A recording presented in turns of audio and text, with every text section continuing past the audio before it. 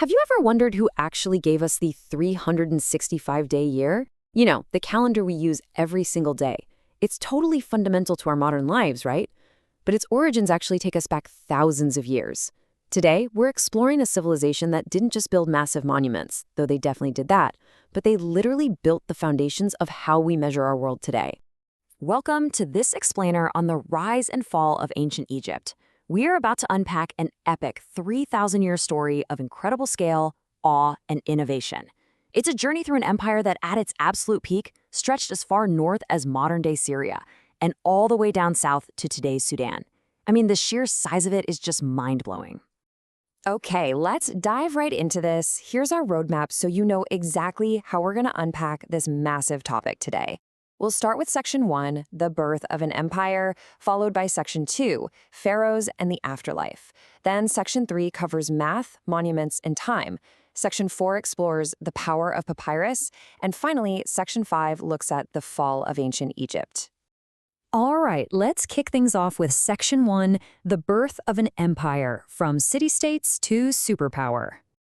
So long before it was the sprawling empire we usually picture, ancient Egypt was actually just a series of small, independent city-states blooming right along North Africa's Nile River. And they were divided into two main regions based entirely on the flow of that vital river. You had Upper Egypt in the south, which was upstream, and Lower Egypt in the north, located downstream. But right around 3100 BC, something absolutely monumental happened. These two distinct halves united, forging one single, incredibly powerful Egyptian state. And that united state lasted for millennia. But, it wasn't just one long, unbroken golden age. It was more like a roller coaster. The empire swung back and forth, experiencing three major periods of tremendous prosperity, which historians call the Old, Middle, and New Kingdoms. And sandwiched right between those, they endured two darker periods of serious instability, known as the First and Second Intermediate periods. Moving smoothly on to Section 2, Pharaohs and the afterlife, rulers, gods, and mummies. Over this massive time span, the Egyptian people were guided by a succession of about 300 rulers. Now, what's really interesting here is the actual definition of pharaoh. We use that word all the time today to describe them, right? But it actually means great house in Egyptian, and it was never their formal title. It only became synonymous with a ruler in modern times, mostly thanks to the Hebrew Bible. What's also fascinating is that these rulers weren't always men, and actually, they weren't even always Egyptian. But to their people, they were the ultimate protectors, serving as divine liaisons between humanity and the hundreds of gods they worshipped. And because ancient Egyptians believed these rulers literally became gods after they passed away, they needed a seriously epic packing list for the afterlife. The essentials for the tomb included gold, jewelry, food, drink, and yes, even their pets. I mean, talk about taking it all with you, right? They genuinely believed that to prepare for this grand journey to the gods, they needed to have absolutely every comfort and necessity of their earthly life ready and waiting for them, the whole shebang. But packing your bags is only half the journey. The physical body had to be ready too, and they achieved this through the incredibly meticulous process of mummification. First, the deceased's corpse was carefully embalmed. Second, the body was wrapped in literally hundreds of yards of linen. And finally, it was placed inside the tomb so it could be successfully reanimated in the afterlife. And these bodies were stored in some of the most epic structures on the planet. We're talking about the Great Pyramids at Giza and deep underground mausoleums in the Valley of the Kings. That leads us perfectly into Section 3, Math, Monuments, and Time, Building the Future. While the pyramids are obviously a massive testament to their profound religious devotion, they also represent a staggering level of innovative might. The ancient Egyptians harnessed their world with numbers like absolutely no other civilization before them.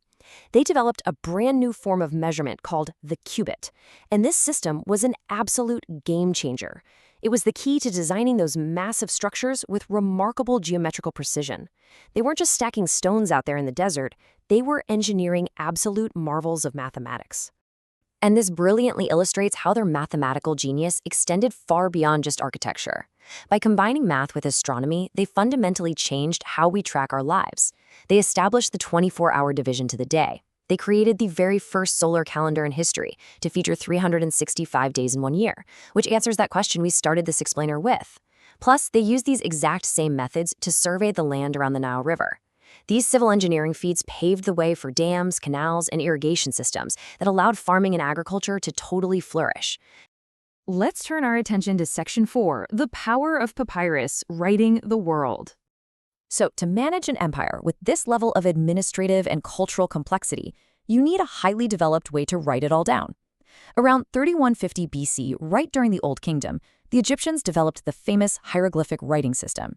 To truly grasp the sheer scale of this ancient language, just think about this. There were over 700 distinct pictorial characters in this system, brilliantly created to describe the complex world around them. 700! But there was a catch. Carving 700 different pictures into stone every single time you need to write a quick administrative note, yeah, that isn't very efficient. So a really fascinating evolution occurred. While hieroglyphic writing remained largely decorative and ceremonial for monuments, a brand new system emerged called hieratic. This was a highly functional, cursive script written fluidly in ink. It was essentially the practical, everyday handwriting of ancient Egypt. Now, if you're writing a functional cursive script in ink, you definitely can't be doing it on heavy stone blocks. You need paper. Enter papyrus. Derived from the papyrus plant that grew plentifully along the banks of the Nile River, this was a completely world-changing medium.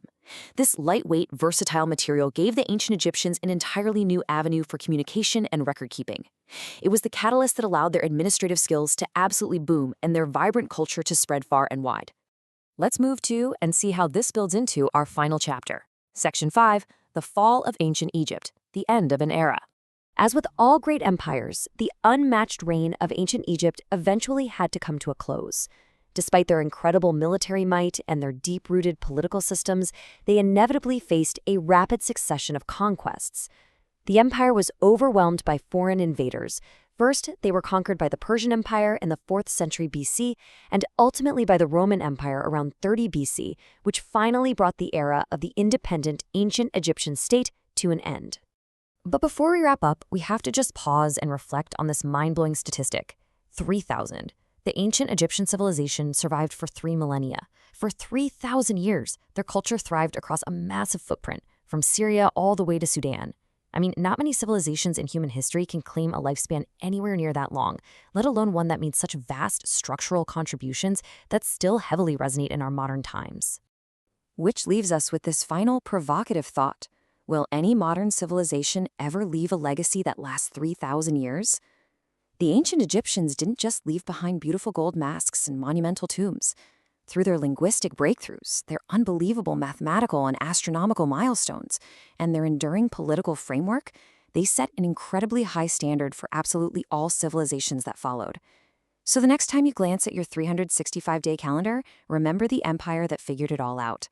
Thanks so much for joining me on this explainer. I hope it gave you a fresh perspective, and as always, keep learning.